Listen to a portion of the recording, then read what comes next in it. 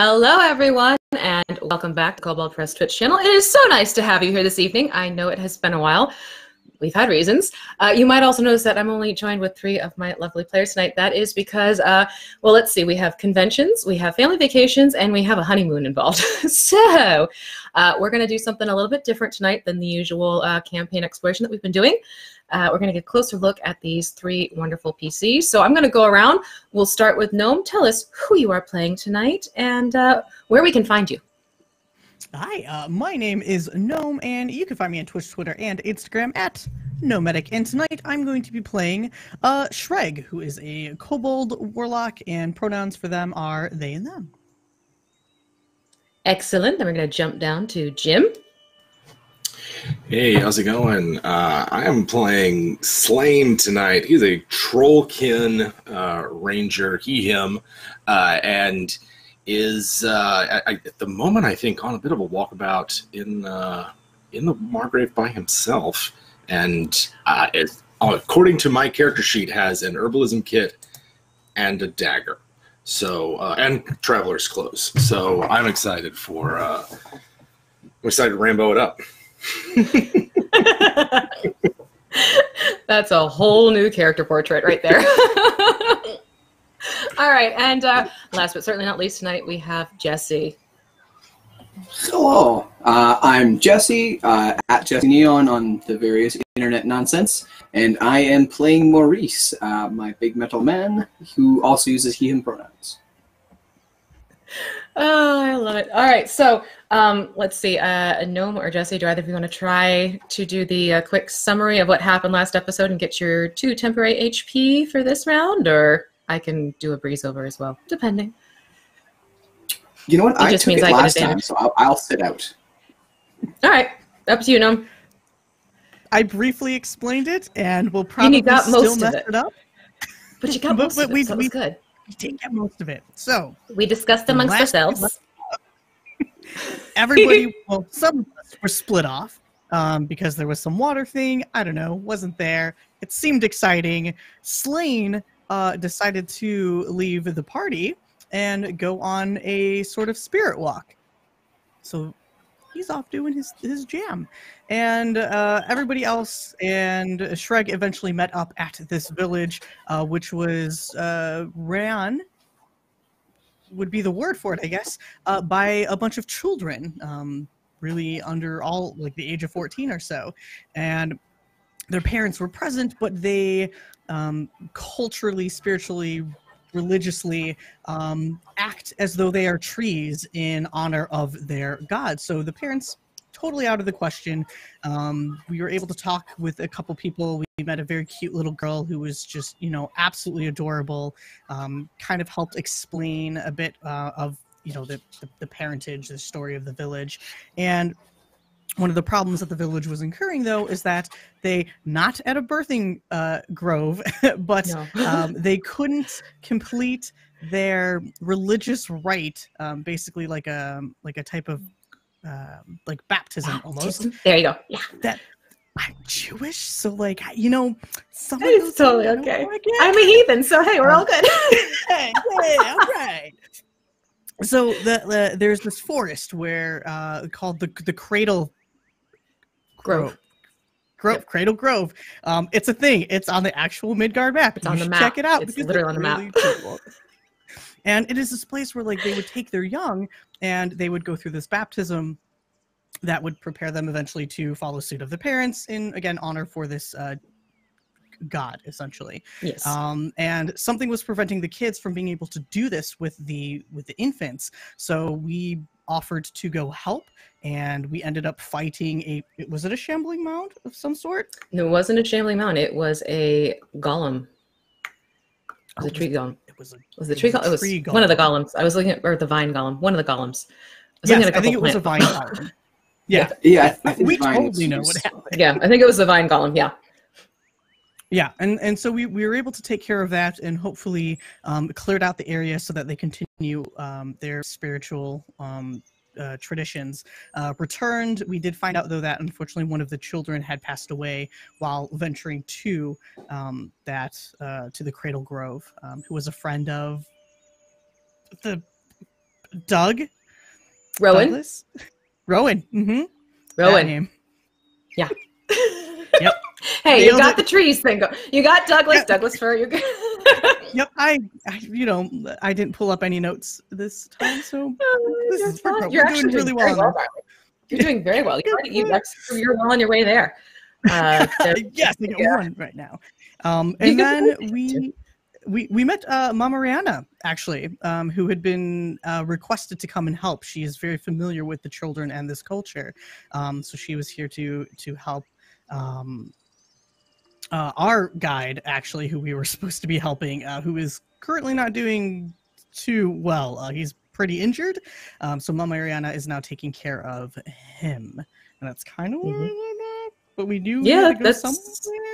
Yeah, pretty much wrapped up where you all successfully killed that vine golem, and you brought home some artifacts for Mama to take a look at.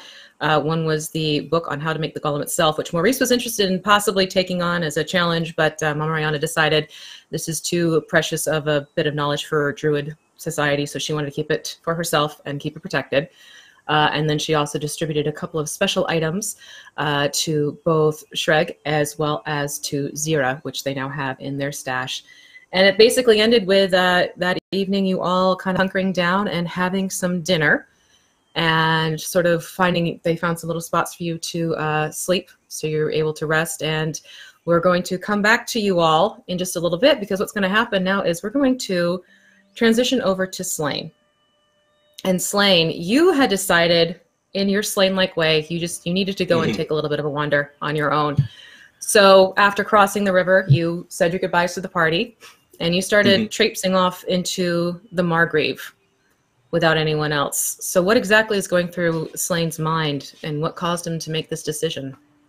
So, like, Slain knows that when he feels the need to take a nap instead of pitch in, that he's gonna get some kind of weird dream.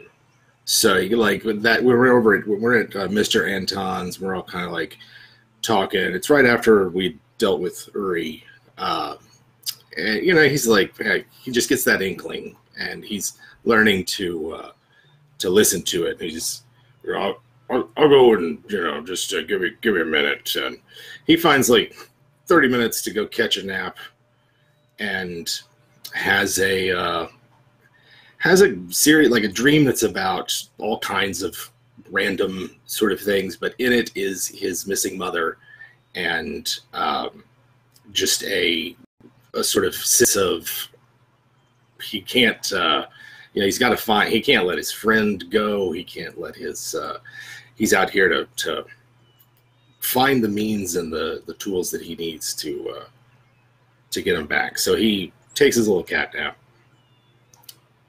crosses the river, and for a while he's just walking down the bank just to see what he can see anyone else from the raft wreck or the barge wreck, and he just kind of loses himself, and he like doesn't pay attention to where he's going. He follows a game trail for a while, and then like a dry brook, and spends a little time catnapping in a meadow, and spends the better part of that morning just aimlessly wandering around the Margreave, seeing what he can see, hearing what he can hear, and getting in touch with the place. All right, roll me a D4. Yeah. All right. Hopefully we're going to end up with this one, because you're wandering in the Margreave by yourself. Yes, 3. Okay, so with that 3, Slain, in his knowledge of having been on the edge of the forest and also with his upbringing, you're able to tell that, this definitely seems to be a game path that you want to keep on. So you keep on this game path. What are you noticing as you're walking along this game path? What do you see around you?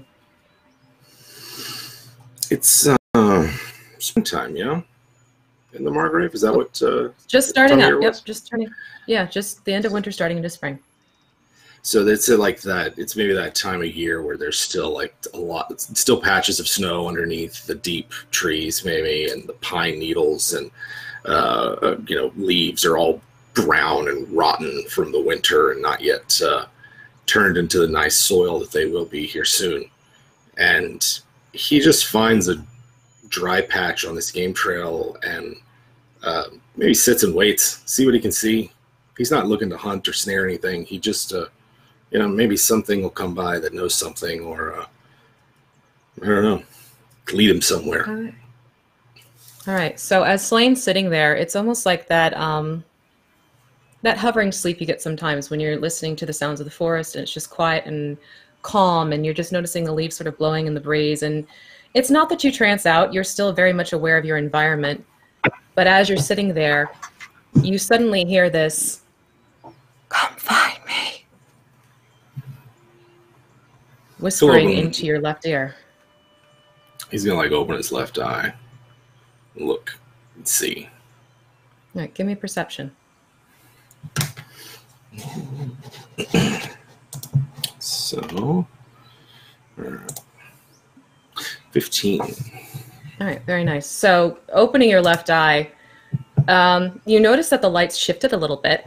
It's not quite as bright and sunny, but it's also not dark out. It's almost like this, when the moon passes over the sun and you get that strange lighting from an eclipse, where it's still, it's supposed to be daylight, but it's not the right kind of daylight.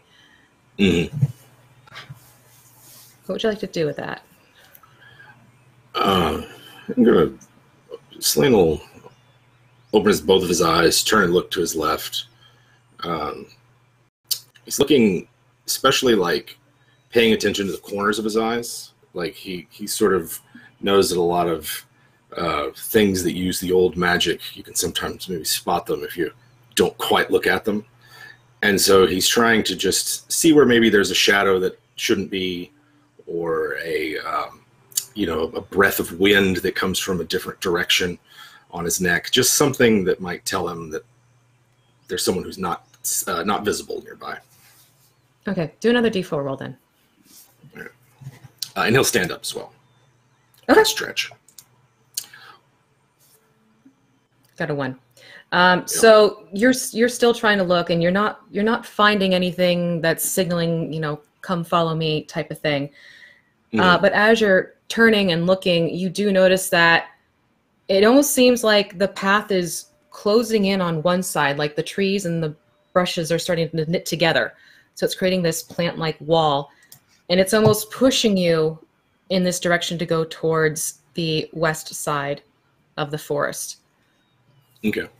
Is it like an impenetrable sort of hedge, thorny, anything like that, or just It's not that it's thorny. It's just blocking the way. It's making it clear that this is not the way you're supposed to be going. Gotcha. But it's not dangerous looking or anything like that. You don't get that sense it's going to attack you. Okay. Then I'll amble along and just continue, perhaps even... I don't know that there's anything he could do. I don't know. He might just close his eyes and walk along and see how he can make his way, and if he doesn't just hear something different. And if he falls, he falls. Yeah, I was gonna say, if you're walking with your eyes closed, give me an acrobatics. Sure. Yeah, no problem there. What with all those roots and. Okay, so you managed to keep your footing. You may have had a couple little trips here and there, and kind of catching yourself and gaining your balance again, but nothing where you're falling flat on your face. But at one point, your foot just sort of grazes over this one stone, and while it doesn't topple you over, as you're regaining your balance, you then hear again, "Hurry!" This time on the right side. Well, if you want me to hurry, and which way are you? Is it left or right? Okay, persuasion. You're not gonna make me dance. You're not gonna make me dance, are you? Oh, it's the troll can two-step. Hey, okay, there you go. So with that 17, as you're saying this, which way do you want me to go? You will notice, again, out of the side of your eye, like you had been looking before, there's this sudden flash of green light. Okay. To the west, or like the way that I'm headed, or along that. In the direction you're headed, on the right, like on the right side of your eye. So you heard the sound on the right side of your ear, and then now you're seeing on the right side of your eye. All right. Well, I'll eyes open this time. Will make my way with a more deliberate manner Okay. All right, I'm Do coming. you try Just... Okay. So Yeah. with your Just- saying just- that, you notice in front of you there is this green, pale green orb, like the very newest sprig of grass growing from the ground. It does this color green, and it's this pulsing light. And it almost seems to be swirling at the same time. And it's probably no bigger than a clutched kobold fist. It's a very small light, but it's definitely hanging up at your eye level, probably about 3 feet away from you. It doesn't want to get too close, but you can see that it's just hovering in front of you. And again, you hear the sound of this voice, hurry, speaking to it's you. a free-floating light. It's not like attached to a vine or anything. Not attached to anything. It's just floating there in the air. You would almost think it was a lightning bug if it weren't for the fact that it's much larger. It's more of a daytime hour. And it's also something you're able to see through its form and see the foliage and the trees behind it. Oh, all right. Okay. All right. Well, and he whispers to himself, Shamal, and calls upon the name of the West Wind, and for a minute moves as a Zephyr. So he'll cast a Zephyr strike for that to get the. Make sure which boost it is. Yes, it does not provoke attacks of opportunity. And he has a bunch of combat stuff. He basically moves with the West Wind, and he will take full advantage of his natural explorer. You know, if it's roots, rocky ground, he's not messing with it. You know, he's rides right through it, runs right through it, and that's all he's doing right now. He's not going to stealth or anything, but he is going to move much faster than people. And you see this light, it almost seems to be appreciative of the fact that you're moving faster now. It's actually, instead of staying back from you, it's starting to swirl around your head every so often, and then it drifts in front of you. Again, leading the way and pulling you in this particular direction. And as you keep moving, it's probably been maybe about 20 minutes tops because of your newfound speed. You're finding that the leaves are shifting from the deciduous ones where this new growth that's just starting to come out into more pine-like trees that are very much knitted together. And you can't really see between them, but it's not that you can go through them. You're seeing that, you know, there are obviously paths where animals have crossed underneath the branches and everything like that. But it's a very dense, thick forest at this point. And the light will stop in front of one of these areas where you can tell there's a very faint path.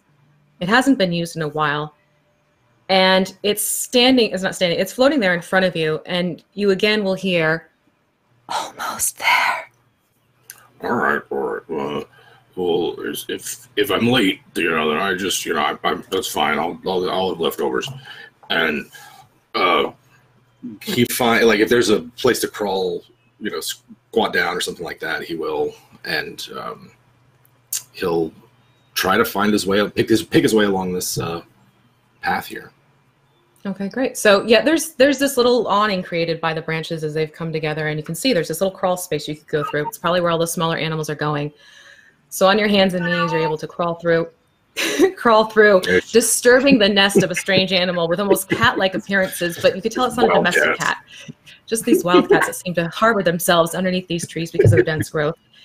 And as you come into this clearing, again, you notice this doesn't seem quite as you would expect for an earlier spring. Instead, you see that there is this lush, thick green grass that has grown in this clearing. There are actually some crocuses that have popped up in the little crevices and everything like that of the smaller stones. And then in the center of this clearing, there sits a tree stump. And on this stump, you notice a familiar figure who smiles broadly at you and leans back. Well, hello there, traveler. Fancy seeing you here. Oh, yeah. Well, see, do you know who you see? The voice sounds familiar. Is it not Mama? Where's my NPC name? Where is she? Mamriana? Is this Mamriana? No, this is actually Jaleesa. This is someone else. Oh, Jaleesa. Okay. This is the waitress from the Eye of the Forest, the inn that you initially met your companions at. And she's sitting there, broad grin on her face, her long chestnut brown hair falling and curling against her shoulders and down her back. She's got her chocolate brown eyes dancing with this mischievous gleam, and her smile is plastered across her face. And and she almost looks like a breath of spring herself. And she's just sitting there smiling as if she's been waiting for you this whole time. Yeah, so, just out in the forest yourself, or? Well, I thought I'd take a nice little walk. Looks like you had the same idea, didn't you? Oh, yeah, sometimes I need to clear my head. I just take a walk and get lost, and then I have to find my way back. That's no problem, so, yeah. Oh, I like it out good. here. It's nice. It's nice. Yes, me too. Though you don't quite seem very well prepared for one who's so good in the forest, though. Well, like most of what I need's up here, and I still have a knife and I got a pouch and some stuff in it. I'll be fine, I think. Oh, so you like living on the edge. That's yeah, good. it's exciting. What about your boots? Oh, well, I took them off because I went swimming in the river to try to save. So something fell on our boat thing and in the water. And so I was like, I tried to save them, but didn't work out so well. Gosh, so you're playing the hero and you lost your boots? Yeah, and my spear and bow and the sword and pack, some money in it. Yeah, it's okay though. Sounds like next time we need to make sure things get tied to you instead. Yeah. So, how did you did you fall in the river when you came across, or you have a way around it? I guess. Did I fall in the river? Oh, yeah. Slain. Slain, you're just so very cute. And she starts this very beguiling laugh.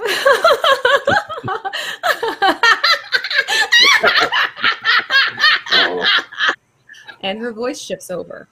And as this beguiling laugh comes this eerie, grating, cackling sound, her form begins to shift. Oh, okay. And you notice that the long dark hair has now turned into this very long, dull, lanky gray hair. And the shapely legs of a young woman have become these long, spindly, bony legs of a very old woman. And that tree stump isn't a tree stump. It is a mortar. And next to it, a log has become a pestle. And as you're listening to this laugh, looking back at that broad smile that was once Jaleesa's, is now this iron jaw letting out this hideous laughter with these milky white eyes staring right at you. Hey, Grandma. How's it going? I shall remember where I am now. Hello, Slane. Hi, it's been a while, but it's good to see you. I was hoping to run into you. You scared me there for a minute. I thought you were maybe something else, You never know, so. No, you never know in my forest what you're going to be finding, do you? No, that's the fun of it, huh? Just there's all kinds of things out here. So, yeah, but no, it's good. Are you okay? Can I get you anything? Oh, you've always been a sweet, devoted little one, Slane, haven't you? It's just Grandma's boy. It's okay, Yes, your grandmothers do well by you. And me. Yeah. And as she's saying that, she presses her jaw quickly, because you can almost see her jaws are almost working their way out of her mouth, and she's quickly putting them back in. I hear you've found yourself a set of new friends, so, darling Slane. Yeah. They seem all right. Teach me a lot of stuff, and it's good to show them the ropes, I guess. Sure. Yes. Yeah. What about them? What about them? Well, they're the type of creatures who have not been here much before. Oh, yeah. They burned some stuff the other day. Yes, they did. They burned a few things of mine. Much to my anger. And she throws something, and you hear it clattering in the distance. Cats. Yes, well, and some of them seem to have these preconceptions of grandmother. Yeah, well, stories they tell about you. I mean, for one, like tough love's tough love. Sometimes you just gotta do what you gotta do, and I appreciate it because I'm pretty reckless sometimes, so I appreciate firm hand. But also you're pretty funny, and like I don't think everybody should think bad about you or anything. Anyway, I can pass a word along to him. You want me to say something about the fire and the notions? Oh, I've been giving that a lot of thought, my dear boy. But I think right now we're going to keep some things under wraps. Oh, okay. If you know what I mean. I want to keep an eye on some of these individuals of his. Can you handle that for me, Slane, my boy? Oh, of course. I mean, like, I got no problem. Just, like, I look at things all the time, so it's fine if, I can tell you what I see. Especially if it's for the forests and Oh, it is. For family. That's good boy. See, you've always been one of my favorites. I don't think that's too. Oh, you're too nice. That's all right. You've always been one of my little dears. Now, Yeah. now these are the ones you need to very much keep your eye on for me. Oh, okay. Yeah. There's one that I hear is more of the mechanical configuration. Oh, yeah. He's yeah. I met him. Yeah. He's kind of a nice guy. A little fast with his mace. Well, it's all right. Those wolves attacked us. Kind of. Not really. Anyway, yeah. Fast with the mace, fast with the gods, fast with the fire. Yeah. There's also one with secrets, which I'm not exactly averse to finding out. Oh, I like secrets though, so yeah. Yeah, secrets are lots of fun, and everybody has one. Yeah. So, okay, well, I'll see what I can't see. He's nice enough, but Watch him. Not from around Just here. watch that one, just to see. The forest is trying to make up its mind about him, and I'm still on the, my bony fence. Yeah. Now, the other one, Eolith. She's looking for something here. Oh, I'm yeah. concerned about the what of it, though, because it's, not something I want getting out of the Margreave. Though they're not aware of it. Yeah. Well, I mean, I kind of thought I might, I don't know. She seems like, I don't know, we might have something in common, with, the Umbral and everything, but I don't know. I'll keep an eye on her, though. Yes, Maybe find out watch what her. she wants. That's the quiet ones you need to be careful about, Slane. Yeah. That's why I try to Right. talk a lot. Keep everybody. You've Safe. always been a lovely at conversations, and you always make me smile. And as she says this, the jaws start to clatter and almost jump out of her mouth, and she quickly presses them back in, but not working well today, pardon me. Oh, They wanted to go one way. Yeah. Yes, they have a mind of their own though sometimes, and she's clenching her jaw at this point. I'm concerned about the boots, though, dear boy. Oh, yeah. I mean, this is, it'll heal up. It's just, splinters, but... No. The grandmothers would not like you going around without your boots on, and you know this. I mean, grandmas don't need to know everything, right? Like, there's some things... I mean, not you, obviously, but, like, Well, Anyway. Some I grandmothers maybe not. This grandmother knows, and now that I Yeah. know. Now they And know. if you're agreeing to help me, it's only fair I give you something as a sign of my gratitude to you, dear Slane. Oh, you didn't have to give me... It's not my birthday or anything. You didn't have to do No. Well, It's let's not you. call this... It's a rite of passage, dear. You're actually getting out in the world. So, I think you'll find these very helpful. And she'll just sort of like wave her hand in front of you. And you'll notice appearing in front of your feet are a pair of boots that look like they are made to fit you perfectly. Oh, nice. They're a nice quality leather. They've actually got this hunter green to them, so they blend in nicely with the forest. Nice. I think these will serve you quite well, my dear Slane. Just make sure that you keep them safe and have them on at all times, because you might find that they're going to be good to you. And I've just shared with everyone your boots. They're called boots of the grandmother. So Slane has just received these boots from Baba Yaga. If the chat has not figured this out already yet, then there's no hope for you. So basically, when you wear these boots, you can get double proficiency in your stealth. And if you decide to perform a sacrifice, which is the slaying of a black chicken and wearing its claw on a length of vine from the forest, you will then be able to travel with your party or anyone who's within 30 feet of you. You can pass through the forest without any incident for half a day's journey in the Margreave, regardless of how the Margreave feels about you at the moment. So these are rather significant boots she's given you. Yes, and they're just for you. You cannot pass them along to anyone else. All right. Well, I wouldn't think of it. I wouldn't think of it, Bob. I wouldn't do that. Yeah, these are special.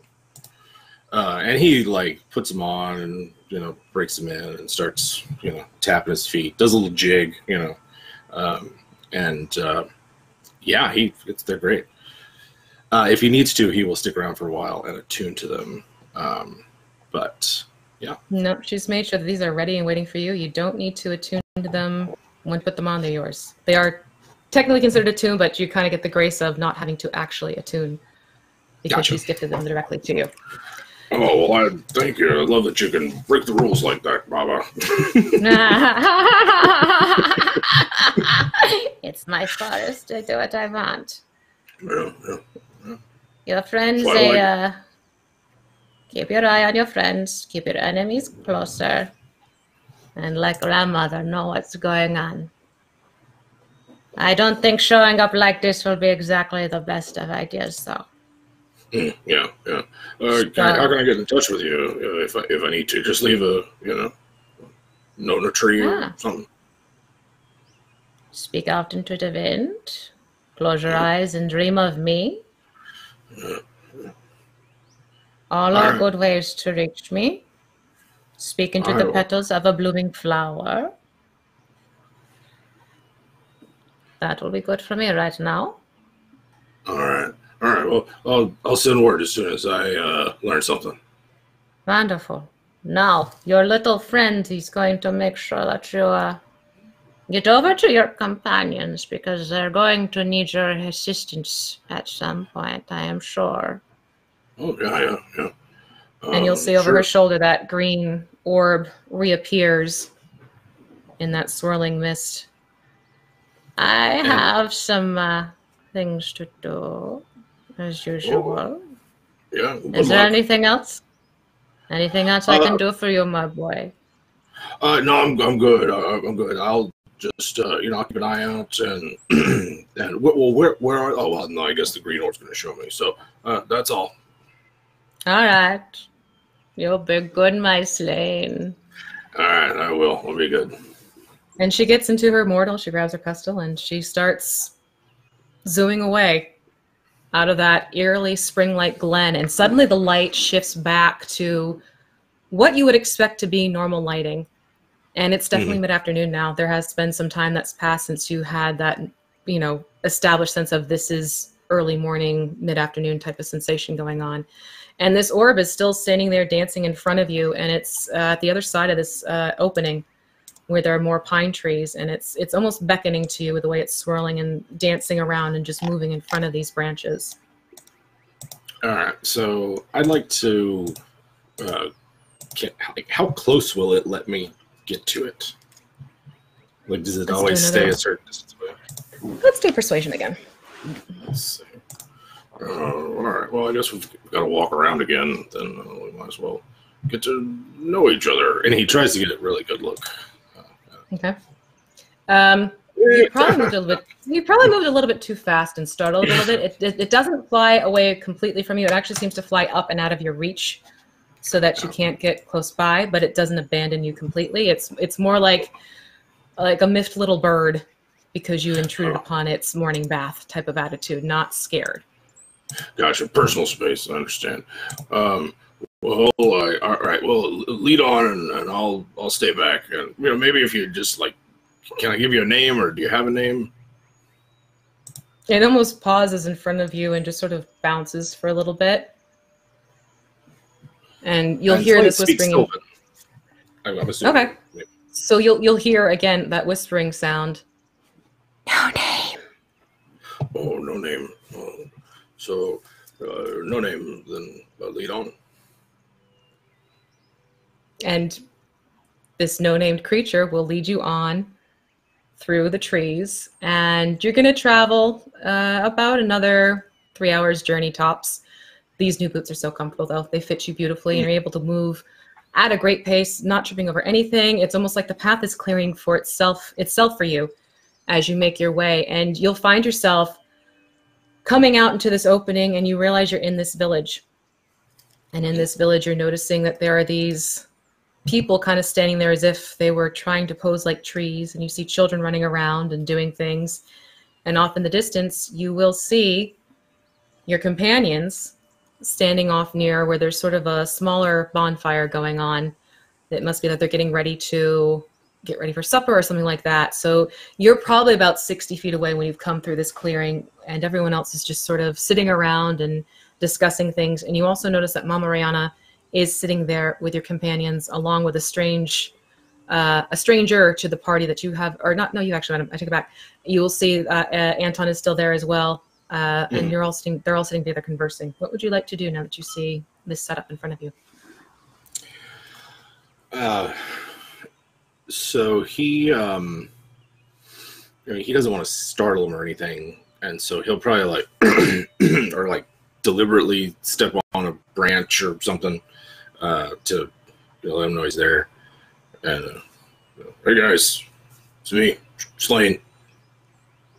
This is No Name. Then this no-name creature will just kind of like, Yeah, they're pretty cool. How's it going? Oh, Shreg's back. Hey, Shreg, how you doing? I'm good. Where did you go? I went on a little walkabout, and if there's like light or something, you'll notice that Slane's left eye has gone milky white, where they're normally like this amber yellow. His right one is, but the left one's gone milky white. So he has for the next day a baleful eye, which is one of the things he can get from his background. Allows me to see into the souls of nearby creatures and discern if they are lying to me. But good-hearted folk will treat me with suspicion and outright hostility. So, yeah, sorry about that. Price to No, pay. really.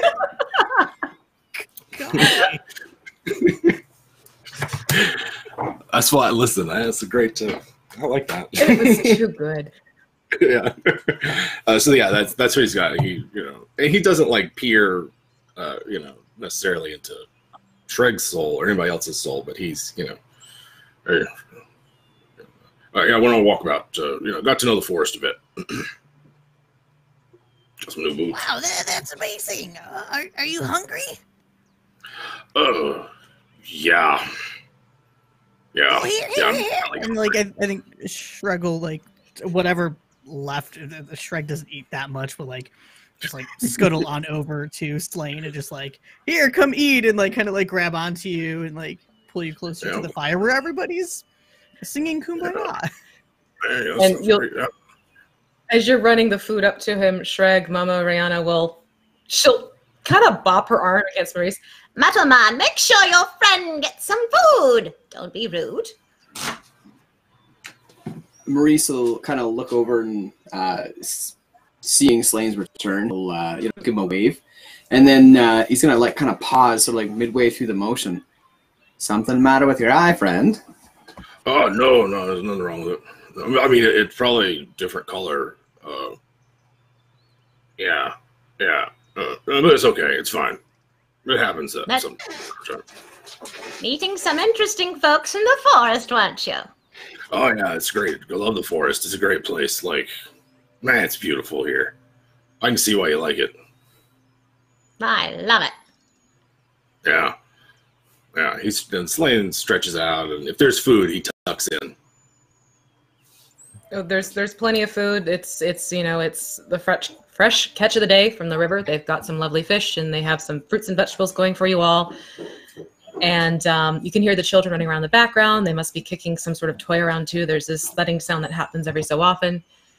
And you'll all sort of pass the evening catching up with one another. Shreg, you'll relive your tale of how you woke up in this village, and Mamoriana will update you, Slain, in terms of Riorik's status. Riorik is still not doing well. He has needed some time to heal. And at this point, it has now been a week for Maurice, as he realizes, as Mamoriana is telling the story to everyone else and catching Slain up with what's been happening. So Maurice, as you're realizing it's been a week's time for you. So essentially, he would kind of freeze, almost like freeze frame midway, whatever it is that he's doing in this instance, having gone to go get a plate of dinner to offer to Shreg, and just kind of stop, and like his head would snap up as if he's like looking up into the sky. But obviously, there's a ceiling above him, but that doesn't seem to deter from what he's doing. And he immediately just drops the plate and finds his prayer mat and rolls it out, and then kind of kneels down and sits on it. And as he does, a lot of, like, most of his plates and his metal portions, they kind of heave and rise and shift, almost like he's shaking off the exoskeleton. And then what's going to happen is I'm going to roll first. I'm going to see what I turn into. I mean, don't worry about it. It's fine. What? Who said that? That's fine. So that is a 7. So who do we get with a 7? Oh, interesting. Okay. So whereas as of this moment, he's got that very sort of imposing kind of knight, Doom Knight kind of look to him. As the plates kind of shift, they start to peel a little bit further away from each other. And some of them actually kind of smooth themselves over. His whole chest becomes much more human-like, much less like looking like a suit of armor. Parts of his body kind of compress and collapse, and he actually loses about 6 inches worth of height. And his whole form just becomes less imposing, more condensed, more concentrated. Some of the plates actually sort of rearrange themselves and make it so they seem to be almost like a woven metal fabric that sort of drapes over half of him, almost like a toga. And his face before, which looked very helm-like, kind of realigns and reshifts itself. His facial features are better outlined. He doesn't have a nose, he doesn't have a mouth, but there's much more obviously the spaces where those things should be. And rather than a helm, he's got a sort of vaguely crown-like outcropping of jutting out pieces of metal around his head. And he doesn't say a word about this. He just continues kneeling on his prayer.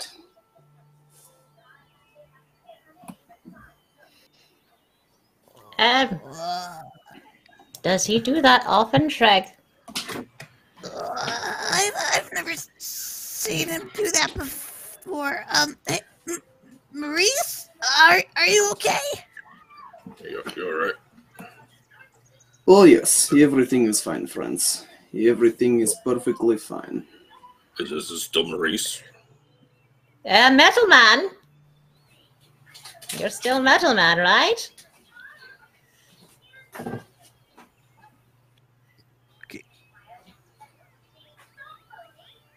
And you'll notice that the Hello? others as well. You have AOL, and you have Zira, and you have Gervain. They all sort of stop what they're doing and look with some trepidation at Maurice's suddenly shifted form.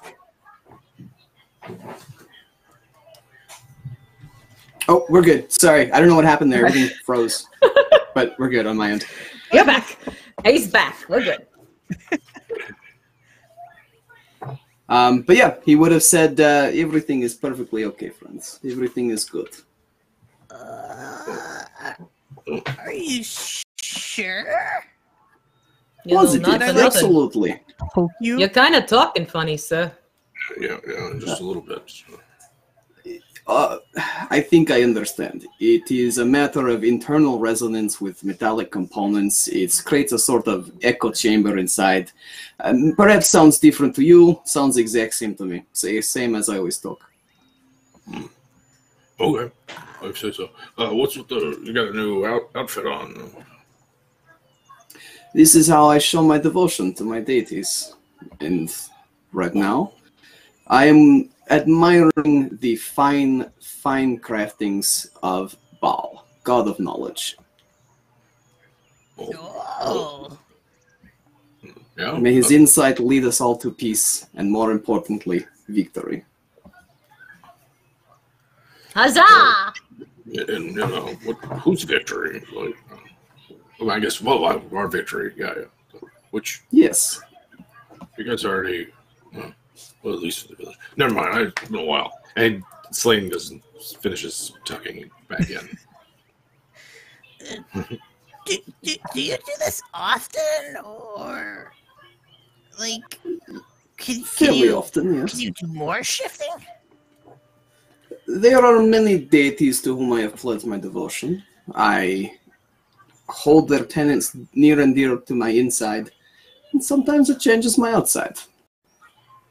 Whoa, that's incredible. And I think like Shrek's just gonna like keep kind of like walking around you and just like taking in, with his like little eyes, like every different detail of your body. It is gawking as like nobody's ever gawked before, because you were already this incredible being, and now you're this different, even more incredible being. So it's just like, Whoa, wow. You're shorter. I'm more condensed. Can you get bigger? Yes. Like Slane big? Yeah. Well, not quite. Slane is significant. Yeah, it's troll blood. Yes, there is a significant amount of troll blood in you. Yeah. But, As the three of you are having this conversation, Gervain's just kind of sitting there with this look of skepticism on his face, and he finishes his dinner and just sort of stands up and acknowledges that he's getting tired, and he heads off to the hut where he's been staying the past night or two. And you'll notice that Zira and Aowil, they hang out for a little bit longer. They sort of help Mama Rihanna with picking up everyone's dishes and things. Aowil is standing a little bit further back from you right now, Maurice. More like studying you, not skeptical of you. Just taking everything, like seeing what kind of notes she can make about this. And Zira's kind of, every so often she'll put her hand on the hilts of her swords, like, do I need to, this is the same person. But after a while, seeing Shreg geeking out over the metal man and Mama Rihanna just seeming like, Okay, this is a thing now. Great. she eases up as well. And it pretty much passes where it starts quieting down. The adults have stopped their tree-like poses. They've supped in silence around everyone, and then they've made their way off into their individual huts. The children follow suit, and it gets very quiet in the village. And eventually, everyone turns in. Maurice, I have a feeling you and Mama Mariana would probably be staying up by the fire, and she's going to be talking with you. So essentially, Slane and Shreg. Shreg, you show Slane your hut that you've been staying in, tall and small, reunited. Of course, you want to bunk and catch up with each other. yeah. So as you go into this hut, Shreg and Slane, is there anything you want to discuss with each other? I have a quick clarification. Are they actual trees or like people that are acting like trees? People acting like trees. They're not trees. They're people acting like trees. It's part of their devotion to their god, Pjotr. Gotcha. Just they want do it I was all day. Yeah. All day. that's some hardcore devotion. I mean, this could be your conversation. Yeah. Okay. Sure. Right. Okay. So, all right. It's so peculiar. I mean, trees are great. They're living not creatures with things. But, man, what if you had to go to the bathroom? I mean, I guess. Well, not what if. Right. I don't get it. I mean, if you want to be devout, why would you have to just stand there? I don't know. Gods are weird. Like, I don't know what to tell you. Like they make Maurice change his whole self. Right? Yeah. Did you see that? That was amazing. Yeah. I've never that's seen pretty anything cool. like it. No, I usually think metal's pretty, like, once it has a shape, it stays that way unless it's broken, but no. No, Well, Maurice. I mean, you can kind of like melt the metal down and then change it to anything that you want. But Sure, yeah. But that's the whole thing, though, right? Like, anyway, you're right, though, Shrek, sorry, yeah. so, where did you go? By the way. The forest is, I got lost on purpose and, just wandered around for a while and talked to some of the locals, Is the green orb still there? No name? No name? Noname? Oh God, Noname. Noname actually probably is hanging around with you for just a little bit, sort of keeping a nice dim, soft green light going in there for you. Yes. They help me out, but I live on the southeastern portion, where the plains, start, and I haven't really been to this the central part of the forest before, so I felt like I'd have a better understanding if I just wandered around, got lost, and talked to some folk. Oh, well, I mean, you don't get scared if you go out alone. No, not really. I mean, for one, most things are scared of me, so they stay away. And I mean, I wish they weren't. It's because I think I'm kind of nice, but it's handy in the woods. And I had a knife. Yeah. Well, I mean, you're very nice. You're like one of the best friends that Shrek's ever had. Oh, thank you. And I that's appreciate like that. something. You're Also like my kind of first dangerous friend because ever, they will bring Shrek, up that. so. What?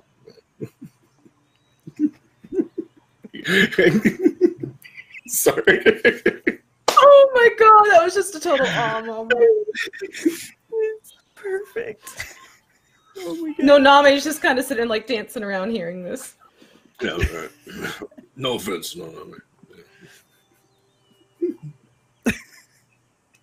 Yeah, so you're in the woods, It's good. Yeah. Anyway, sorry, I didn't mean to interrupt you, Shrek. Well, no. I just wanted to make sure that you're okay. Yeah, I'm good. I'm good. This kind of I'm pretty at home here, and I like it. It's I really was more worried for y'all. A lot of you guys didn't seem like y'all really ever been out in the woods, and it can kind of get scary. And I was really worried about Shrek because you're gone, and I was like, well, we got to get. There's that cat again, and we got to get you back. I was like, what are we gonna do? We're gonna leave you?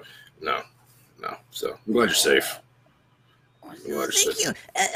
They're really actually nice here. All the kids, they took care of me and Riorik. Who's actually still in that tent? Yeah. Yes, Riorik, not in the same. You've actually been moved to a different hut because Mama wants to stay. Okay, yeah, cool. She's put you somewhere else. Sure. She's actually staying in the same hut with Riorik because she is very concerned about his health and the fact that he's not healing as she expected him to. So something Hence your delay. untoward is going on. Something's up with Riorik, yes. Oh, okay. Yeah. Oh, yikes. Well, I guess then we can't go on until he's better because he's showing us the way to their house. Wow. Well, that's why Mama Rihanna's here, so it'll be okay. Riorik will be okay. Yeah, I'm not gonna worry about it right now. Well, so you're safe. Everybody else is safe. I guess we can relax then, right? Yep. I'm gonna go to bed. Oh yeah. Wow. Oh yeah. I think I'm tired too. And Slane is one of those who is 1 minute is going a mile a minute, and the next is just like out like a light. Like he doesn't have. Oh my God, I hate Well, I want that superpower. That is like a godlike ability. Oh my goodness. Like how you do? All right, so Shrek and Slane, you tuck in for the night then, and we're calling him Noname? This is his name, Noname? And Noname sort of takes cue from the two of you, and it will sort of dim its essence and not fully evaporate, but it just sort of becomes a very misty, almost dull, smoky color. So it's kind of like a glorified nightlight. But this little creature is sort of staying on your side, Slain, and just sort of keeping watch over the two of you while you're in your slumbers. And Maurice, you're back at the fire with Mama Rihanna, and she's fascinated over what's just happened. And it's literally just the two of you. And she's actually kind of poking you every so often. So, it moved, and it changed. But it's not mushy. You're still metal. And she's like clinking her knuckle on your arm. Mama Rihanna, I would think of all people you know that you do not need to be malleable to change. Ah, Metal Man, that is you in there. Maurice will do Very kind of good. like a quarter bow, essentially. Oh, and she'll like do a little hobbled nod as well. Ah, this is interesting. Ah, you have manners! All right, well, this old lady needs to go check on Riorik. I'm worried about him. But hopefully another round of special attention and a little bit more rest, and you'll all be good to go. Do you require any assistance with this special attention? I do not require sleep. No, I know you don't. If I need some rest, I'll come find you. You just stay here and make sure the fire doesn't go kablooey and set fire to other things. Can you do that for me? I believe I can manage, yes. Excellent. Then I will go, and you stay put. And as you so sweetly put the first time we met, die in your sleep, right? I'll do my best. No promises. No promises. Right. And she'll smack your shoulder, and she'll walk over to the hut where she's been staying with Riorik, tending to his illness and his wounds. And you'll just see the curtain twitch shut, and you can tell she's sort of in for the night. There's a dim light that's been lit by the lantern, and she just sort of hunkers down. And you'll be sitting there, and this fire is just glowing, and it's shifting in tones from the reds to oranges and bright flaring whites as the fire catches certain, bits of the wood, and it sparks, and it's almost putting you into this trance-like state. And we're basically going to quickly fade to black and shift over to Shreg. Shreg, you are tucked into bed, cozy as can be, and it's almost as if your dreams have pulled you in full. You can hear familiar sounds that you haven't heard in a while, and it's almost as if the odor has changed as well. It's more dank, it's more underground, and it's taking you back to when you were in those mines and you were mining and tunneling and doing what you were doing a little while back before you found yourself here at the Margreave. What would Shreg notice around them?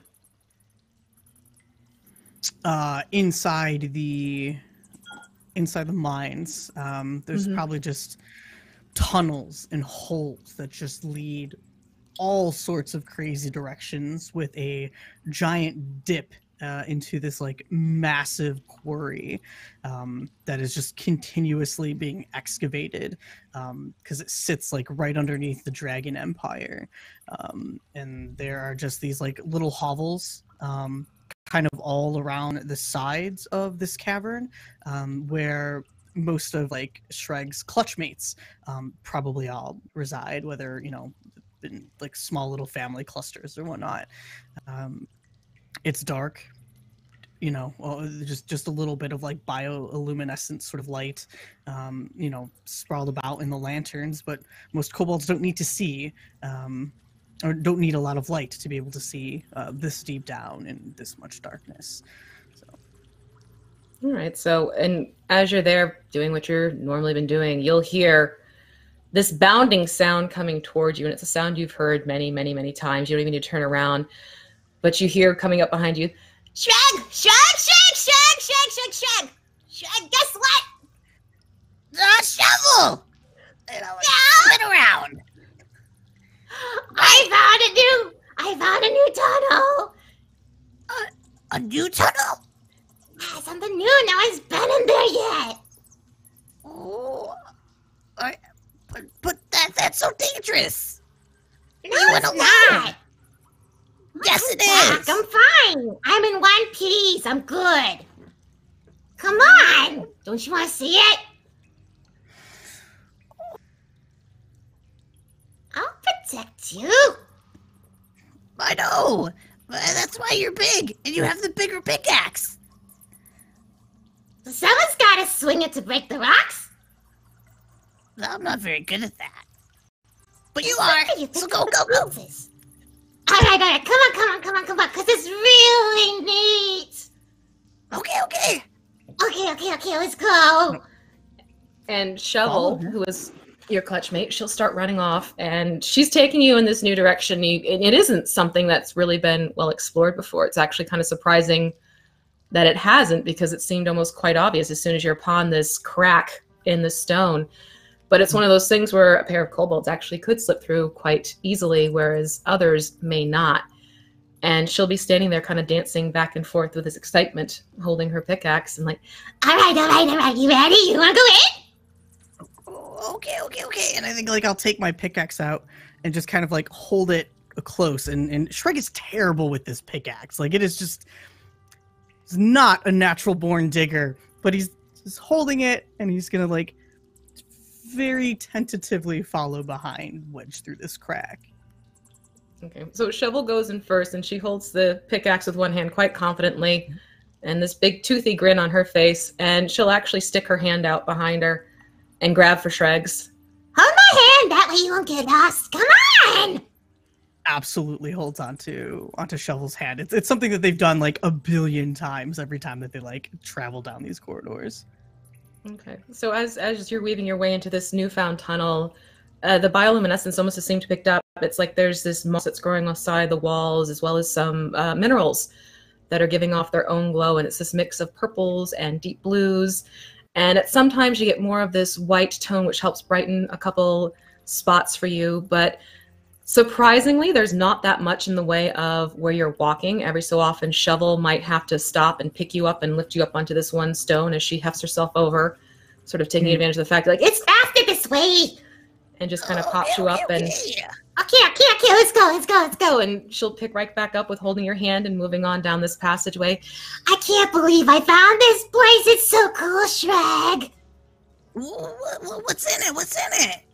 I don't know. There's like a pile of stuff in the middle, but I think there might be something in it. And she'll pull you into this sort of this open cavern, and you see the stalagmites, stalactites all going. Some are almost actually kissing at this point because it's been there for so long, but you can hear the familiar dripping as well. And there's this underwater sort of creek that's made its way through the cavern. So there's flowing water. It's crystal clear, and it's playing off these glowing stones that are underneath the water surface as well. So it's almost like this playing of northern lights, but underneath in the cave is the best way to describe it. Wow. So it's just the shifting light. It has a very serene quality to it, but there is this strange pile of rocks collected up on top of each other in the center, and they're various shapes and sizes, but none of them are bigger than a boulder you couldn't, say, lift and move yourself. Mm-hmm. Okay. Shovel? What is all of this? I don't know. I just found it. But I've never seen anything like this of you. No, that's why I came to get you.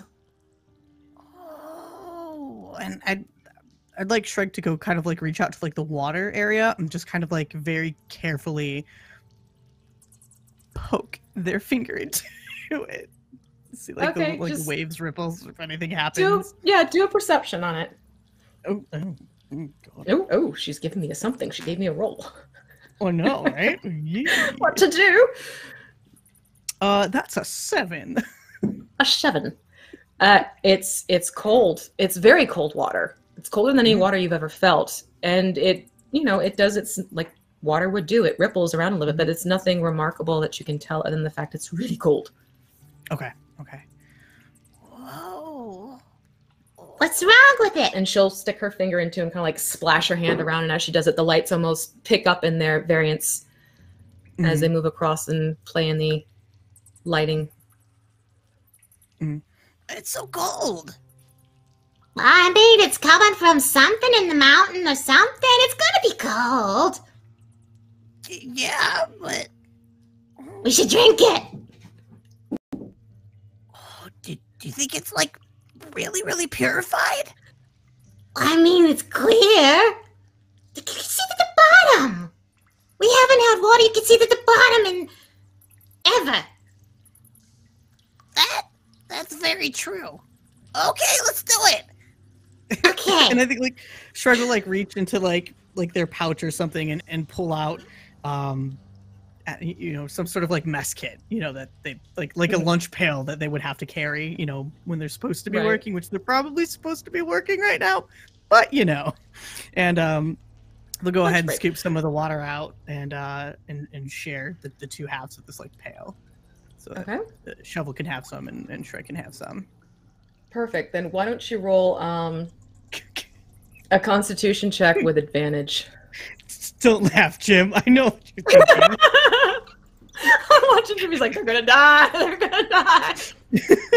Let's drink the strange water. You said Constitution with advantage?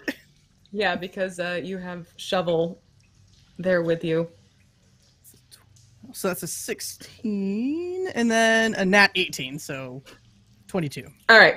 So this is probably the best tasting water both of you ever had. And you're probably sitting there slaking your thirst and then some. It's invigorating. It's refreshing. And it's almost like you can see things more sharply and think more clearly and feel like you got a great night's rest. But other than that, you don't feel anything weird or ill or dizzy or anything like that. Okay. If anything, everything's just enhanced. That's some quality H2O. We need to like bottle it or something and like sell it. That's so smart. I have ideas. You have great ideas. You found this place. We should bring some back for the rest of the clutch. Yeah. Oh yeah, let's fill up what we can and we'll bring it back for all of them. Okay. That'll be good. Yeah. Yeah, so they'll probably take like a couple moments to like empty whatever they can to just like scoop this water. They're probably like lining things up too. Yeah, they've emptied their water skins. They're filling up everyone's mess kit. Shovel even tries to take her backpack and like fill it up, but of course there's like water dripping out of the bottom, and it's just not holding as much as she thought. At least it's like sips for everyone once we get back. Yeah. Oh, they're gonna be so happy. Yeah. What else is in here? I don't know. There's the pile of rocks. I thought that was kind of cool. We could climb on top of it and see if there's more to see up higher. Oh, yeah. That's smart. Let's do that. Okay. We'll kind of like scutter up and help each other up, I'd assume, yeah? Yeah, oh yeah. Shovel probably is like climbing ahead of you and doing the step and hoist type of thing and helping you. She's very devoted to making sure you're safe and you're getting to where you need to be. Mm-hmm. And she actually lets you get to the top first, so you could take it in. Cool. What does it look like? So Strike's gonna kind of finish getting up. Oh wow! What do I see from up here on the ground all around?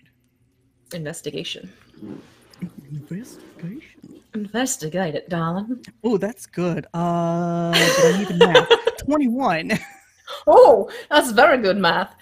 All right, so up on the top of this collection of stones, you'll see that you're definitely picking up these various bioluminescence, and that there's not too much more to the cave beyond this pile in the middle, this stream running through it. And you can see where the stream goes out of the cave. There's sort of like this very small opening. It really wouldn't be big enough for either of you to try and squeeze through because it's more of like a long and narrow opening as opposed to a wider cave-like opening. Mm-hmm. And as you look down to your feet, you notice it almost seems like either the stones are reflective or there is light coming from underneath the stones that you're standing upon. Whoa! Hey, Shovel, there might be something down here. Or Why could just be more moss. Well, I mean, it's cool either way. You want to see? Yeah.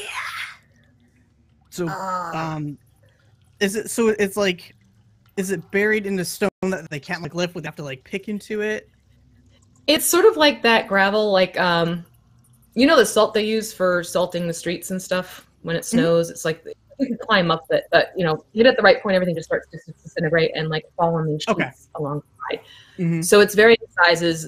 One could easily take your pickaxes and like just sort of knock where you know there are weak points. Being the kobold miners that you are, you could very easily make work of that if you wanted to. Okay. Yeah, absolutely. Then I think like just very carefully, kind of like chip around and try to like dig away some of which try to reveal whatever's under there. Okay, sure. So working together, you're starting to move the this gravel, for lack of a better word, at this point, and it's sheeting off, and it's kind of creating its own little separate, smaller piles, and you do find that it's slowly moving itself down and down and down, and at one point, Shovel swings her pickaxe, and you hear this ding. Oh!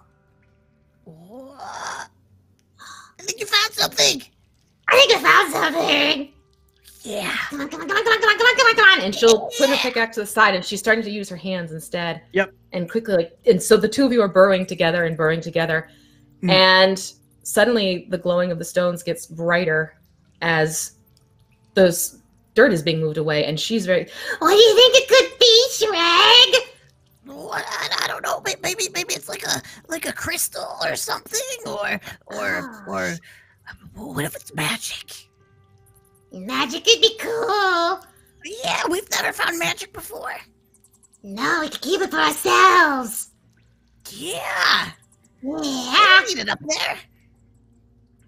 So as you're burrowing, let's see who's gonna find it first. I'm gonna roll a d20, and you roll a d20. Highest is the one to discover. A 10. Oh, I got a 10 too. Oh, it's too cute. Don't do that. Dice, So- what are you trying to do? I love the dice when they do this for us. So both of your hands are fiercely going, and at one point, your hands almost seem to patty cake over each other. And Shovel, seeing that your hands are on top of hers, she'll quickly pull them back, hoping you didn't see that her hands are on top first as this object gets exposed. You found it! And she's all excited for you, and she's clapping her hands as your hands rest on top of... What do you find, Shred? Inside, from this dirt pile that is kind of like glowing a bit, is this very small, almost like softball-sized shape, like a dodecahedron, and it is very ornate. It has a bunch of different like metal workings inside. There are little cogs and gears that are just like tick tick tick tick tick tick tick tick ticking, and turning and twisting, and this thing is kind of like shifting in its shape on the inside, and it's clearly illuminated in, again, those like kind of like bright mystic type colors. Okay. So they'll does Shrek whip this up and out? Okay. Yeah, oh, absolutely. Well, look what it is. Oh, that is so cool. What is it? I don't know. What do you think it is? A lantern? Like, Maybe? Shrug will hold it up to see how brightly it like illuminates the area a bit, and bright. That's super bright. It's maybe an explanation. Maybe it could work. I mean, for Shovel, it's for her. She's like, well, makes light must be lantern, maybe because of the shape. Mm-hmm. Yeah. But it looks. There's something inside of it. Can you hear? And like, They'll kind of like put it towards Shovel's ear as well, so that she can hear the ticking. Why is it making that noise? I don't know. Maybe it's broken. And like, Shrug will Shake it! Think that shakes. Break the world.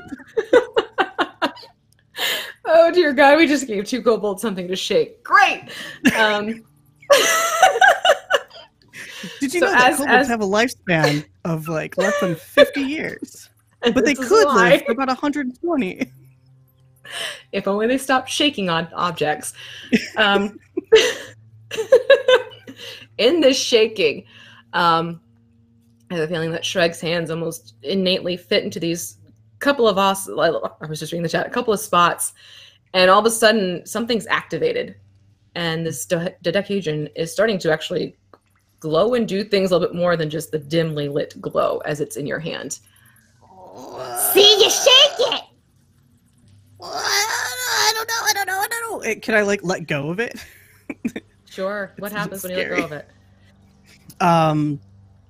I would assume at this point it won't like drop. Like it is like Shreg's, fingers are just like stuck to it right now, and so they'll just kind of like hang it upside down and start like trying to shake it off as well. What is it doing? What's it doing? What's wrong? Right, okay. And she'll grab on either available side and like try and start tugging it to see if she can release it from your hand. Does it release? Does it stay with you? I think it stays. Shrek, you're supposed to let go of it. I'm trying. I think it's like not- Shovel is pulling. She's really just pulling Shreg because Yeah. Shreg just Pulling you doesn't have down, signal further to down, start down, down. to pull Probably back. you're probably at the base of this gravel pile now, and she's like, Mhm. she's probably holding you up at this point, trying to disengage. You're stuck. Oh, Shrek, you're really stuck. Quick, put it in the water. Put it in the water, put it in the water, put it in the water, put it in the water. And Okay, she's okay, dragging okay, you towards okay. that. Hand goes in the water. Yeah, it goes.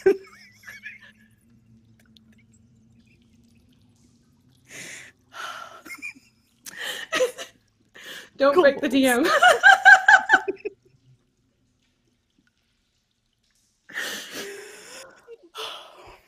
We good. Does we it got float? this. Does it float? Yes, this would absolutely float. I think it's the thing. Yeah. So like Shreg, shoves their hand in the water and like just the buoyancy just whoop, pops it back And Shovel up. tries to help push down. Yeah. So now they're playing like the stack them up, trying to like get it down. It's not. I don't think it's working. No. I'll like pick it back up and shake my hand off from the water and kind of like look at it again. Do I see anything like if I take like a deeper look at it? You start to notice that you have the runes on it, right? The symbols on it. Yeah. Doesn't have. Yeah, the symbols are starting to take shape and coming to the surface now.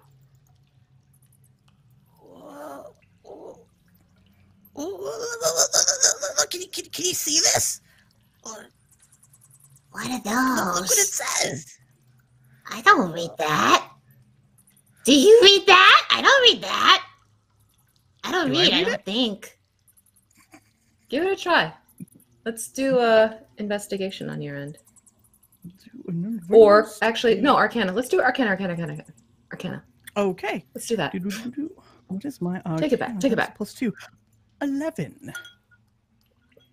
Okay, you're not able to pick up on everything that's on there, but you are somehow able to recognize a couple things on it. Okay. I don't. I mean, there's some words on it already. I'll try to like hold it closer. And I think they would shift, because tactically, Shreg is very limited in the languages that they know, but whatever magical essence is here is kind of like adjusting so that it's better understood for Shreg's eyes at least. And it just like probably like some sort of phrasing that like just incomprehensible in understanding for Shrek, about like just like the universe, like gaze beyond, it's something like that just like makes no sense to Shrek in their little hole in the ground in a big world, in a bigger world. And so I think Shrek's just gonna like, I don't get it. Oh, I don't know either. We should hide it. Can we hide your hand?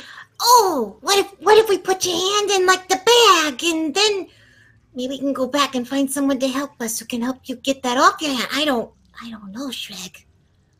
I don't know either.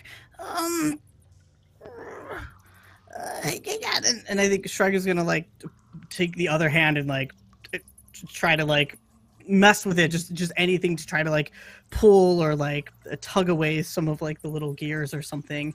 And I think maybe when like both hands finally touch and like are pressed in a certain position, the device activates. Maybe? Sure, I love it. Yep, I'm for it. This is your backstory. I'm for that one.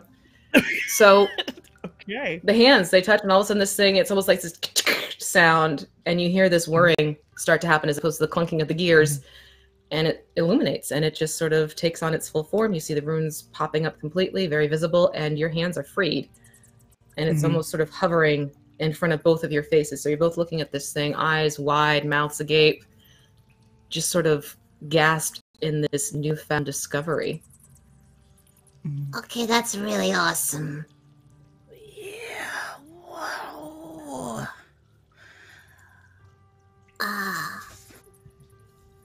What do we do with it? We put it in a bag and we hide it. Okay. Okay. So, Yeah. Shrek will grab their bag, which is not so. Oh, you're just. It's a little damp, but there's definitely no more water. It's drained out completely. The rough stitching isn't exactly waterproof. Yeah. So you're able to tuck this. You're able to tuck it in and get it all bundled up. And she kind of looks.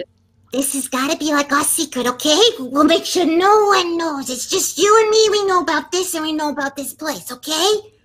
Yeah. Our secret shovel. Yeah, our secret, pinkies. Pinkies Okay. on it. Yeah. All right, it's our secret. We'll keep it safe. I'll keep you safe, too. I'll keep you safe too. But yeah, secret. We can't tell anybody. No, it's just us. Just us.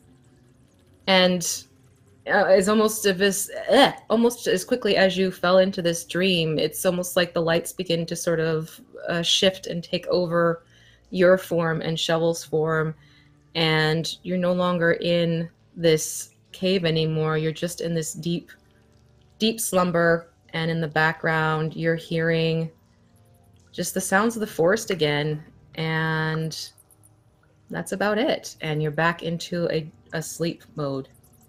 And I think while you this see like Shrek like cuddling the dodecahedron, like that's like what they're sleeping with.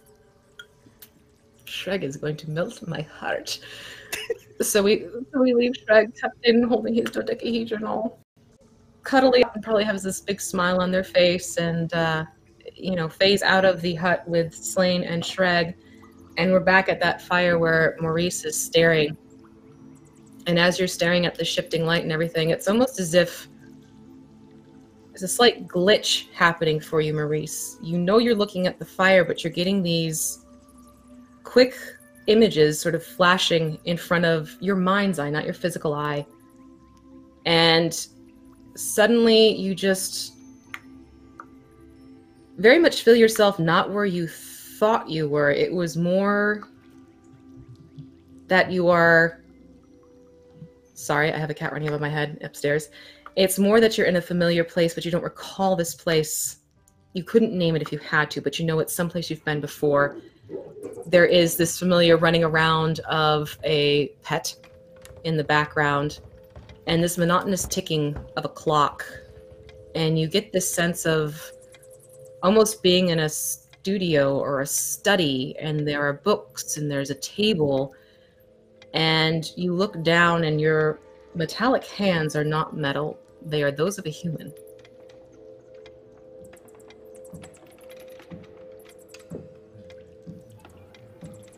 Maurice would, I guess, try to sit up and try to look around, take stock of this place that he's in. He doesn't recall coming to this place, but he also doesn't recall ever dreaming, so it's just really unsure as to what's going on.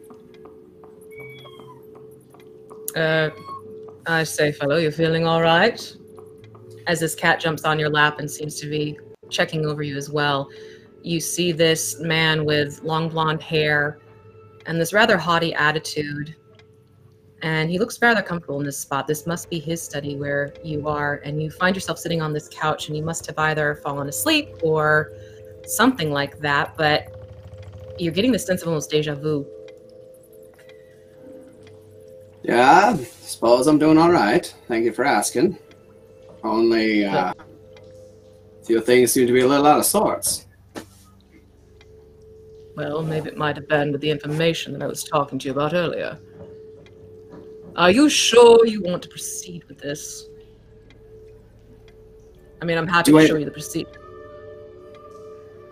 Do I have any idea what he's talking about? You do. You're suddenly realizing that this is a memory for you that you're realizing. This is something that you thought you had all but lost, and you are swept back into the study of. So help me if I butcher this name. I'm trying my best for you here. It is Laviminerax. Laviminerax. Okay, there we go. Okay, so you realize you're in the study of Laviminerax.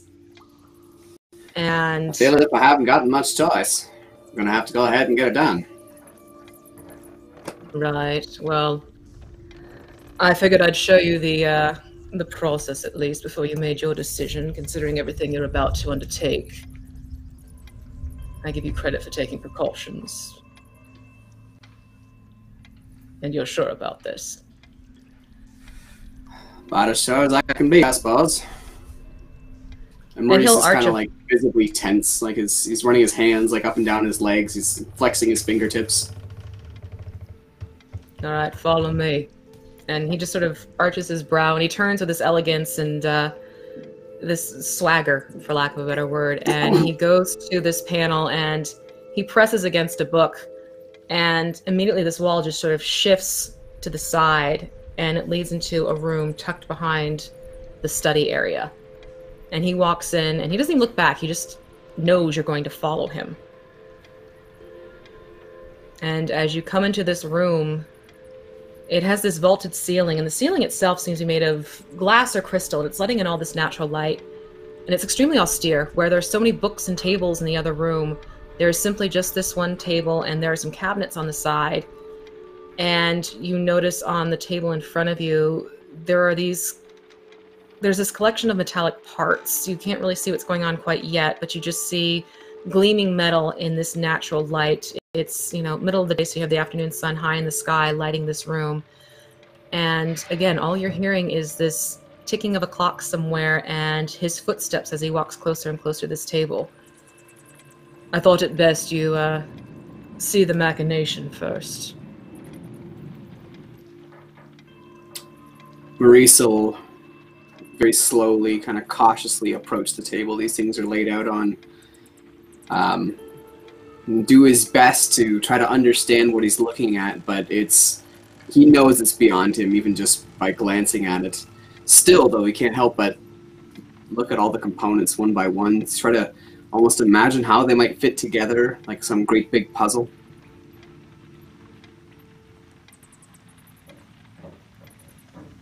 This isn't something I'm going to take lightly, boy.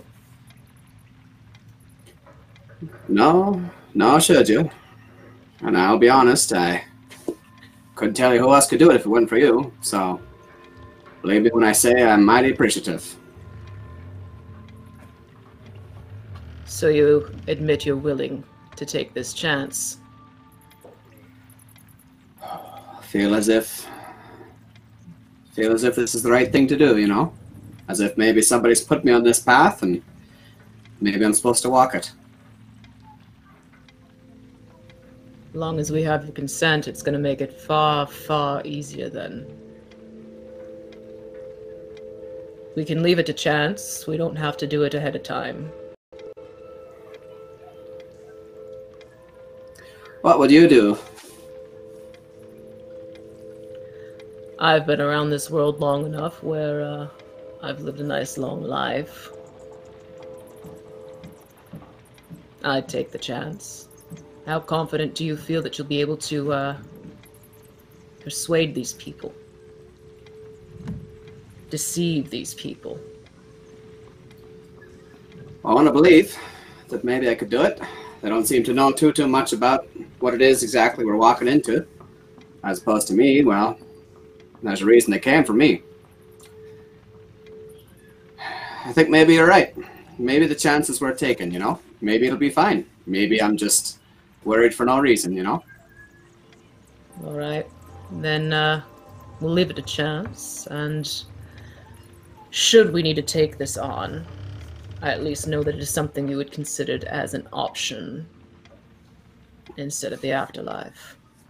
And he'll lift up this piece of metal, which you now realize is very similar shape to the dome of a skull, as their cat goes flying across the room. And he'll hand it over to you. Take a good look at it. Maurice will turn it over kind of very slowly until he's facing into it.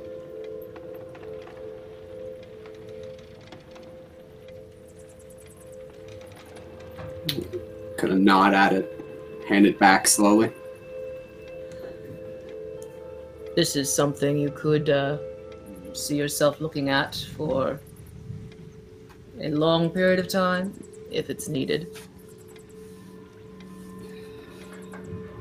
I should hope so. Of course, you know I gotta ask it, even though I'm pretty sure we both know what the answer's gonna be. Is it gonna hurt?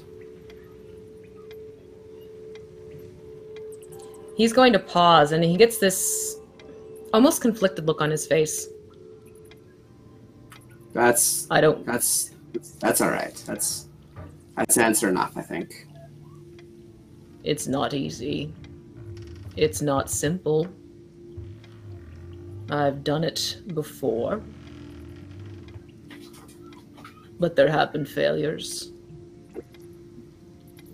But quite frankly, if I'm finding you in a state where we might need to put this to work, it's this or death.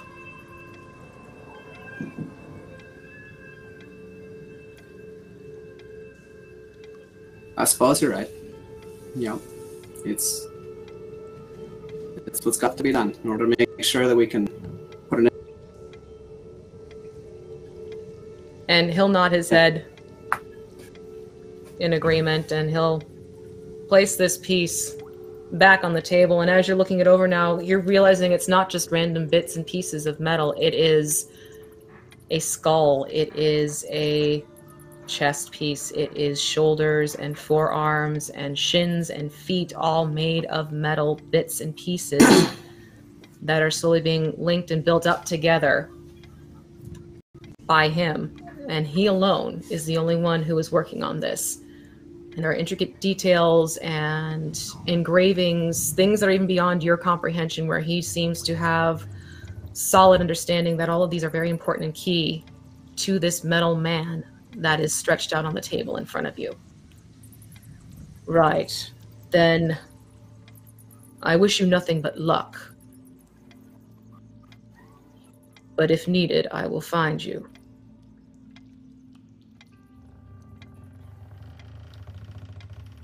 And he'll escort you back out of this room and turn and pause and hit that book again where the door of books shifts back into place. And he just sort of wipes his hands as if done with it. And he'll look at you, and I suppose you need to check in with them and lead them into your little trap.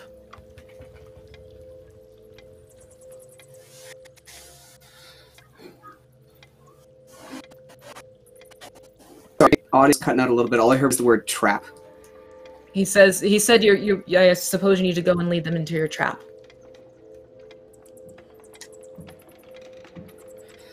I suppose you're right. I just hope it's so after you get about you. Inspections and maintenance are going to get done, but we'll have to see. I'm confident in the construction of the mechanism. It should still work fine. It should be good. And he'll nod his head. A lot. You've put. It's a lot. It's a lot, but you've put the work into it. And he'll stick out his hand and reach to shake yours.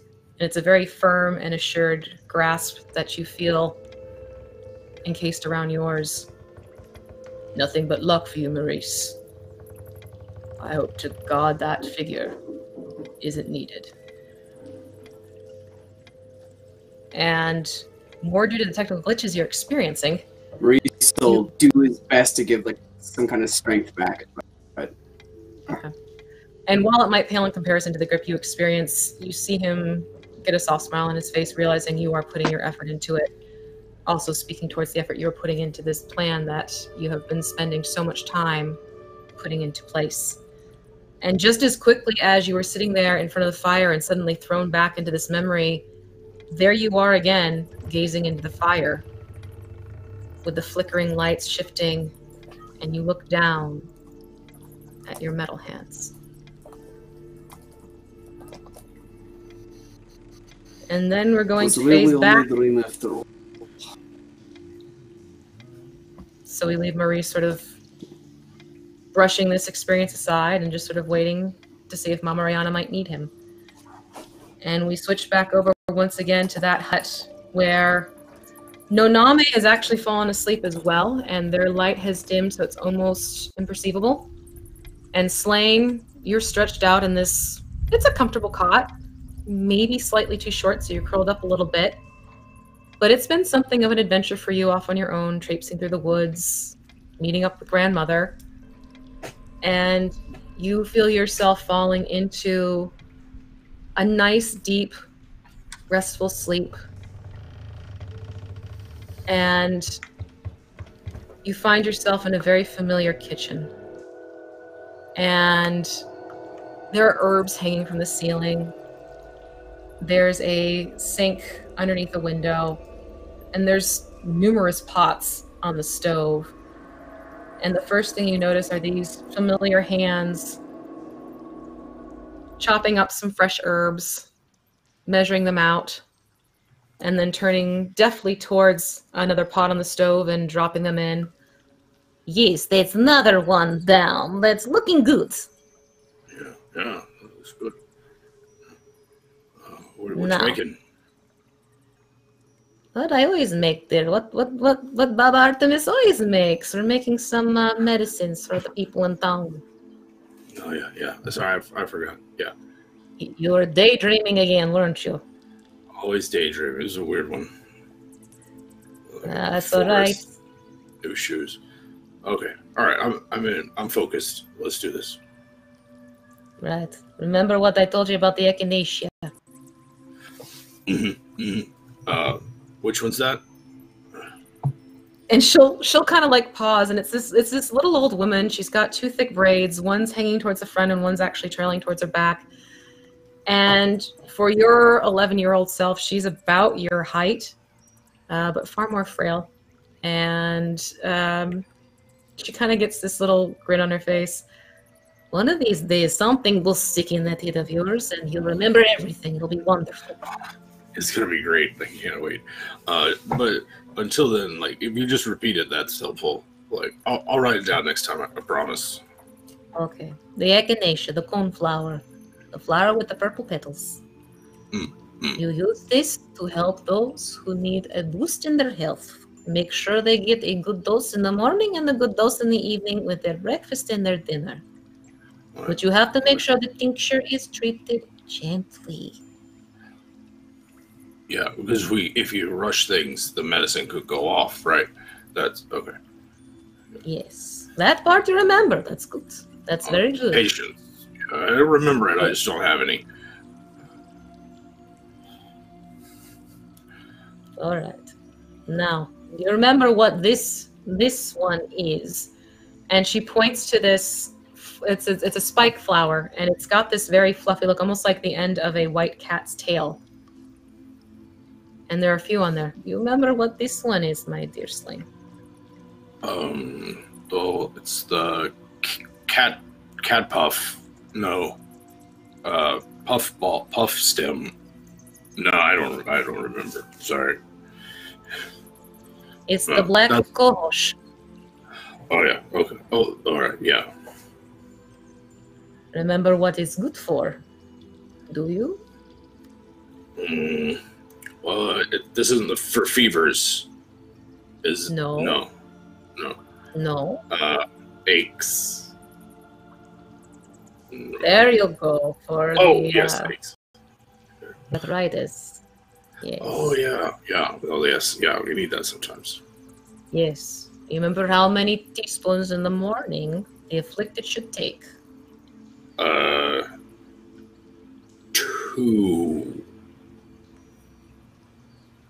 3. There's 3. Okay, 3. 3, my dear. Yeah, 3. Or you can put it into the oil and you can just have them, like I do, put it under their hands if it's severe enough. Oh yeah. Because it gets right in the skin that way. Right there where you need it. Yes. Yeah. And then what is mint good for? Fresh breath. You're not wrong. And if you're You're feeling bloated or gassy, it can help. Yeah. Yeah, that's my boy. And she'll pat either side of your cheeks. Now you're remembering things. It tastes good with ginger too. So yeah. Exactly. The ginger helps with the digestion. The mint helps with the bloating and freshens your breath along the way. It's nature's gift. Very good. You're learning these things. It's a good thing, my dear boy. Respect the nature. Respect the forest. Who else do we respect? We always respect Grandma. Mm-hmm. And those smaller than us, because they can't do anything about the fact that they're smaller. Very good. Gotta help them out. Look out for them. Aw, you're growing so fast. That's my boy. Yeah, my brothers don't like it, but that's all right. They'll be all right with that. So, yeah. That's not their worry, anyways. Yeah. I'd rather stay here anyway, because I learn so much, and it's nice and peaceful here. Well, we're gonna keep you here for as long as we can. Yeah, that'd be great. All right, you sit down. It's your lunchtime. And she'll point to this little stool that's on the far side of the counter where she's been chopping her herbs, and you see her go over to the stove again, and she's got a big wooden ladle, and she lifts it up and pours this amazing stew. You can smell it from where you're sitting already. She pours it into a bowl and brings it over to you. All right, I made your favorite one. Here you go. Here you go. She'll hand you a spoon, and she kind of tousles your hair as you tuck into your food, and you just remember taking these big mouthfuls of this rich, thick, velvety stew as it slides down your throat, and these amazing flavors of garlic and onions and the carrots and celery that you know that your grandmother Esme is growing out in the garden. In fact, is probably getting more while you and your grandmother Artemis are sitting inside the kitchen. And again, you just sort of fall into this lovely dream of being back with the grandmothers at their cottage where you've grown up your entire life, but still haven't quite stepped across the threshold to go onto your own adventures as a young man. And so as you sit there, as you sleep there, it's grown quiet in the rest of the village. Everyone is now asleep. And Maurice, you will suddenly hear the shrill and loud voice of Mama Rayana shouting, Metal Man! Metal Man, I need your help now! Right away, now! Maurice would get up and run out the door, his weird, quilted metal cloth thing kind of trailing behind him a little bit. And as you run towards the hut, you see that Mama Rihanna's come out of the hut, and she's visibly shaken. and the curtain has been pushed aside. Inside! Inside! And quickly, as you go and you stick your head in, you see Riorik stretched out on the cot. And you see where Mama Mariana's little cot is on the other side of this hut. But hovering over Riorik is this very thick, dense fog that seems to be getting closer and closer and closer to him as he is sleeping. And you suddenly notice these glowing eyes and this menacing grin spreading across its face. And that's where we're going to leave it for tonight. For That's episode no 5. fog. Where hopefully Maurice and his fellow adventurers will soon be helping out Mama and Riorik with this strange creature hovering above them. Ooh. So, thank you so much, guys. Thank you. Thank you, This Almighty is DM. Fine. good. I had a blast exploring your backstories. I have got to tell you, every single one of these players have these beautifully, richly woven backstories that I'm hoping we can kind of incorporate more into our story as we go along, because they are fantastic. I had so much fun playing all these different little PCs you had, NPCs you had going as well. So we'll go on reverse order. Tell us what you enjoyed most, where we can find you, any projects you have coming up, or anything like that, and we'll work our way around, starting with Jesse, our metal man. Whew. Hello, I'm Jesse. I'm playing Metal Man Maurice. Can be found on Twitch, Twitter, etc. at Jesse Neon. Favorite parts? Probably, honest to God, a 50-50 toss-up between Shreg and Shovel or Slain anxiously. Yeah, well, I had a knife, so. And then the sentence ended there. So that was the winner for me. And yeah, that was just. I brought a knife. I was like, you brought a knife to the Margreave. Hey, you know, Hey, prepared. Plain is prepared. that was wonderful. That really was a great line. Okay, so speaking of slaying, Jim.